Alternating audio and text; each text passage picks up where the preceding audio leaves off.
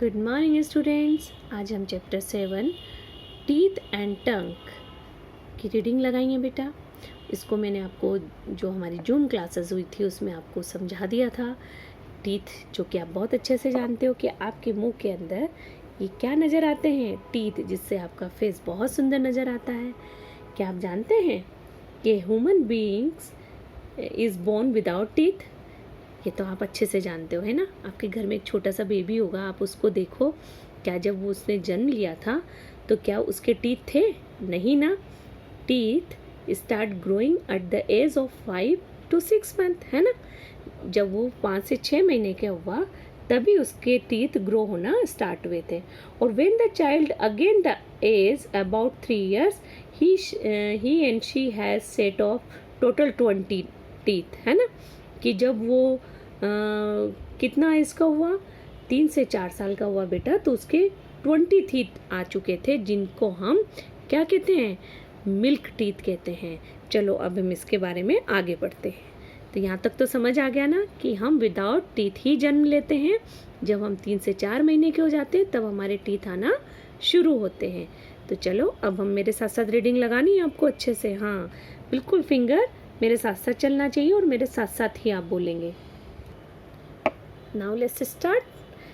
Our teeth are a very important part of our body। यानी कि जो हमारे टीथ है हमारी बॉडी का बहुत ही महत्वपूर्ण भाग है। The function of the teeth are follows. जो फंक्शन है हमारे टीथ के वो निम्न है। पहला है they give proper shape to our body. ये हमारे हमारे फेस को प्रॉपर शेप देते हैं। देखा आपने, कई जो बुजुर्ग लोग होते हैं, जो अपने दादा दादी होते हैं, उनके टीथ अगर निकल जाते तो क्या बेटा प्रॉपर शेप दे पाते हो? नहीं ना। सेकंड है दे help us in biting and chewing food. ये हमें फूड को चबाने में और काटने में मदद करते हैं। Third they help us to speak clearly.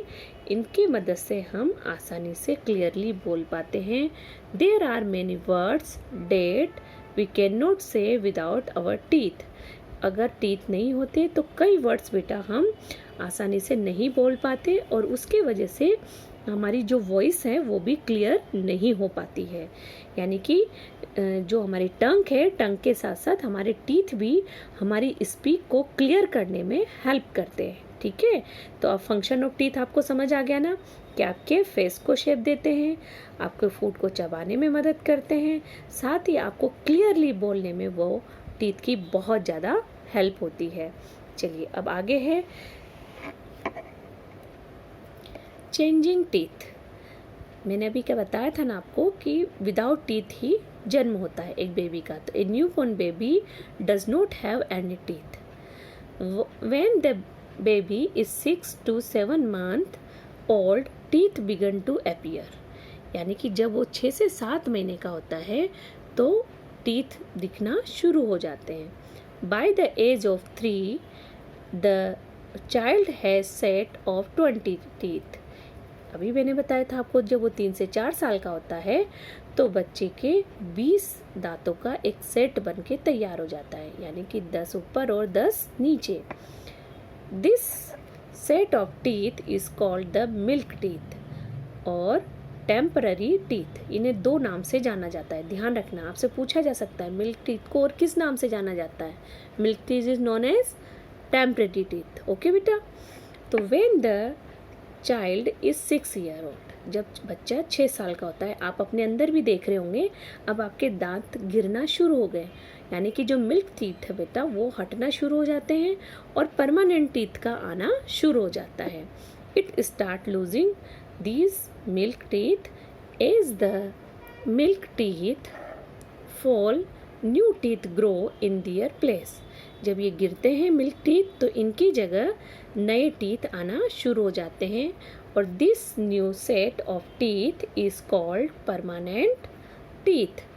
By the time the child is 12 to 13 year old, यानी कि जब बच्चा 12 से 13 साल का हो जाता है, ऑल परमानेंट टीथ ग्रो।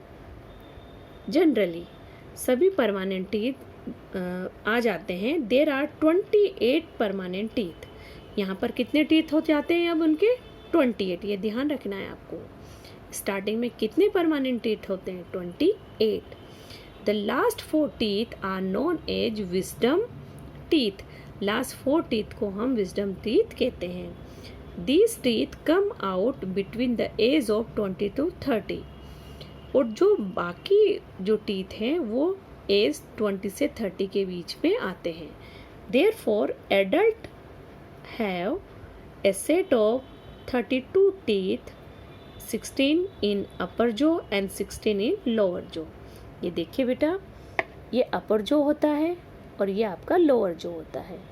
यानी कि जब आप एडल्ट हो जाते हो, जब आप 20 से 30 इयर्स के हो जाते हो, तो 16 टीथ आपके ऊपर के जो पर होता है और 16 टीथ ही आपके नीचे की जो पे होता है।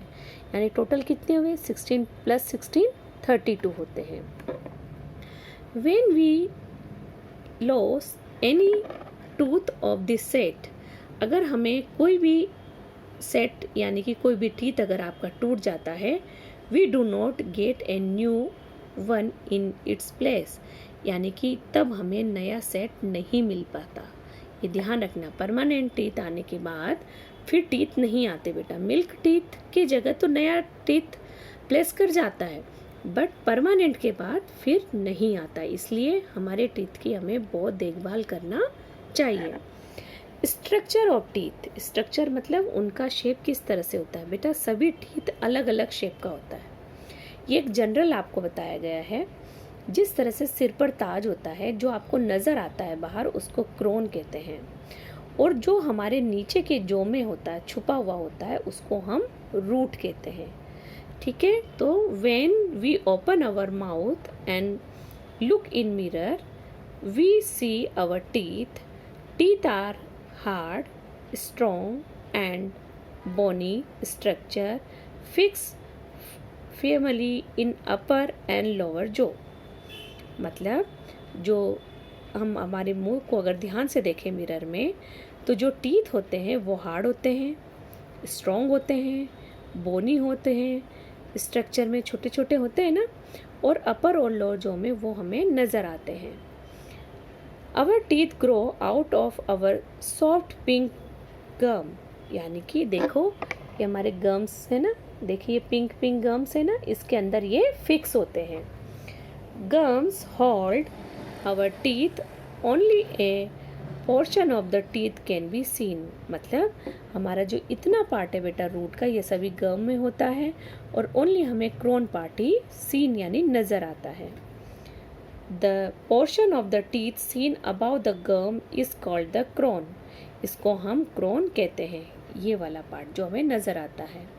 The portion of the teeth inside the gum which we can see is called the root. और जो गम्स में अंदर की ओर होता है जिसको हम रूट कहते हैं। ए tooth has an outer white covering called the enamel. आपने देखा ना, जो टूथ होता है उसके बाहर वाइट वाइट आपको नज़र आता है। वो वाइट वाइट पार्ट देखिए, ये वाइट नज़र आ रहा है ना आपको पार्ट, ये देखिए टूथ है ना, तो इसका ये बाहर का कवर होता है बेटा, इसको हम कहते हैं इनेमल। क्या कहते हैं इसको बेटा? Enamel. This is the hardest material in the human body, यानी ये सबसे हार्ड मटेरियल होता है हमारे ह्यूमन बॉडी, मतलब हमारे शरीर के अंदर। The next layer inside the enamel forming the main part of the tooth is called the dentine. देखिए ये बाहर का पार्ट तो आपको नज़र आ रहा है, इसके अंदर देखिए ये जो रूट तक जा रहा है, ये लाइनिंग वाला पार्ट, इसको हम डेंटाइन कहते हैं। क्या कहते हैं? Dentine. The centre of the teeth tooth is called the pulp. जो सेंटर होता है बेटा, ये इसको हम पल्प कहते हैं। The pulp of is soft and has blood vessels and nerves in it. These blood vessels provide food to the teeth। जो ये blood vessels होती है, ये हमारे जो नर्व्स और जो ये होती है, ये हमारे जो क्या होती है, ये टीथ की रूट से हमें क्या देती है? फूड देती है, यानी कि इसको अच्छा और ग्रो करने में मदद करती है। अगर बेटा यहाँ कोई जर्म लग जाता है या कोई कीड़ा लग जाता है तो ये हमारा पूरा टूथ खराब हो जाता है। इसलिए हमें आपने देखा ना, कई बार आप कोई ठंडा गर्म ज़्यादा खाते हो तो आपको बहुत पेन होता है। वो कहाँ होता है? क्योंकि वो यहाँ से डिके होता हुआ यानी ख़राब होता हुआ वो बीमारी यहाँ तक पहुँच जाती है बेटा, आपकी नर्व्स तक आ जाती है, आपके ब्लड वेसल्स तक पहुँच जाती है, इसलिए आपको पेन होना शुरू होता है। तो अब आपको ध्यान रहेगा ना, ये स्ट्रक्चर ऑफ टूथ है, ये क्रोन है, ये रूट है ना। देखिए ये क्रोन, ये रूट। क्रोन का वाइट वाला पार्ट क्या कहलाएगा? इनेमल। फिर से मेरे साथ बोलिए, वाइट वाला पार्ट इनेमल, जो आपको नज़र आ रहा है आपके टीथ पर, देखिए वाइट वाइट है ना, वो इनेमल है। इनेमल के अंदर एक सॉफ्ट पार्ट होता है, उसको कहते हैं डेंटाइन। और डेंटाइन के अंदर भी एक पार्ट होता है जिसको कहते हैं हम पल्प। पल्प में क्या होता है? ब्लड वेसल्स होती हैं और नर्व्स होती हैं, जिससे आपको उसके अंदर दर्द महसूस होता है। और जो ब्लड वेसल्स होती है ये आपके टूथ को खाना देकर जिंदा बनाए रखती है, अच्छा बनाए रखती है। तो आज हमने यहीं तक पढ़ना है, आगे हम कल पढ़ेंगे। और ये स्ट्रक्चर ऑफ टूथ आपको कॉपी में ड्रॉ करना है। ये आज का आपका होमवर्क है। ठीक है बच्चों, जय हिंद।